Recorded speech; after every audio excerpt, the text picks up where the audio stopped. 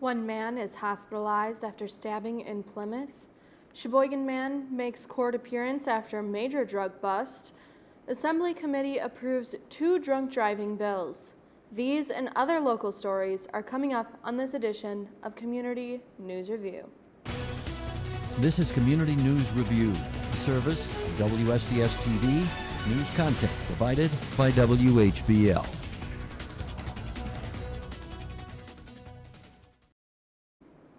I'm Maddie Pfister, and this is Community News Review for Friday, May 31st, 2019. An investigation is underway in the city of Plymouth after a stabbing took place there early Thursday morning. According to the police, a 29-year-old man was allegedly stabbed by a 38-year-old man who had already fled the scene when police got there. The incident occurred just after 12:30 at a townhome in the 500th block of North Pleasant View Road. Police say the victim was hospitalized with non-life-threatening injuries, and a woman was also in the home at the time of the altercation. She sustained only minor injuries. The suspect, meanwhile, apparently turned himself into the authorities at around 11 p.m. last night. A court appearance was held Wednesday for one of the men arrested in a series of drug busts in Sheboygan and Manitowoc counties. Porfirio Mejia waived his preliminary hearing on 1 count of conspiracy to distribute meth. He'll return to court September 3rd for a plea hearing. Police say they used undercover officers to purchase meth in both counties, bringing in a total of 2 pounds of meth. Back in early May, police also raided homes in Sheboygan where they discovered 17 more pounds of drug and also arrested a 25-year-old man from Sheboygan. They later discovered that a 25-year-old man from Nebraska was the actual source of the meth.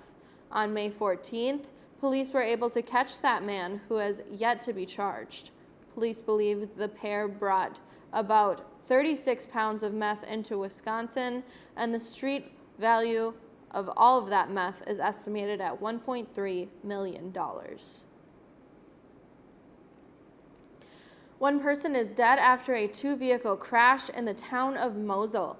It happened Wednesday just before 10 p.m., and the Sheboygan County Sheriff's Department says when they got to the scene, they discovered that the crash occurred in the northbound lanes of I-43 near Orchard Road in the town of Mosel. There were no injuries, and the identities of those involved are not being released at this time.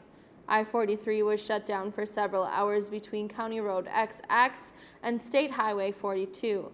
These began clearing up around 3:30 this morning. Authorities are expected to say more later today. The HTT company is getting some much-needed help from the Sheboygan County Economic Department Corporation. The two partnered up to organize and promote a job fair to attract employees for roughly 30 positions at the Sheboygan Metal Stamping Company. The SCEDC laid out a $4,500 marketing plan in a single day. HTT saw 75 job applicants who received plant tours, filled out applicants, and completed an initial interview. Nearly 25 job offers were extended with 15 acceptances. The job openings were due to company growth at both its locations in Sheboygan and Sheboygan Falls. More information is being released about 3 people whose bodies were found inside of a Kiel home this past Sunday night. According to the Kiel Police Department, the victims found dead in the 100th block of Southridge Drive are identified as 10-year-old Mason Leskowiski, 50-year-old Julie Wood, and 69-year-old Jack Sugar. Police responded to the emergency call Sunday around 7 p.m. and tried to make contact with someone inside. Once that failed, officers made entry into the home where they discovered the bodies. The Wisconsin Department of Justice Division of Criminal Investigation is leading the investigation now, and there is still no word on how the three died. And finally, 2 bills related to drunk driving were approved by a state assembly committee on Thursday. One of the measures from Mequon Republican Representative Jim Ott requires first-time drunk drivers to appear in court rather than simply paying a fine. He said maybe standing in front of a judge will have enough of an impact on them to say, you know what, I don't want to do this ever again. Wisconsin is the only state where a first offense OWI is considered a violation and not a criminal charge, and in most cases the fine can be mailed in, similar to a traffic or parking ticket. The other bill establishes a minimum 5-year prison term for those convicted of causing death by drunk driving. Ott says many times judges sentence appropriately, and they will give pretty lengthy sentences for homicide OWIs. But every once in a while, the worst cases I've heard was 11 months in jail for killing someone.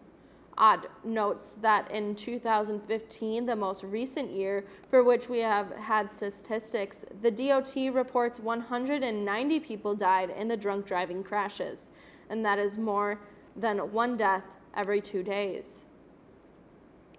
And that is our report for today. Join me again on Monday for more local news and information on Community News Review.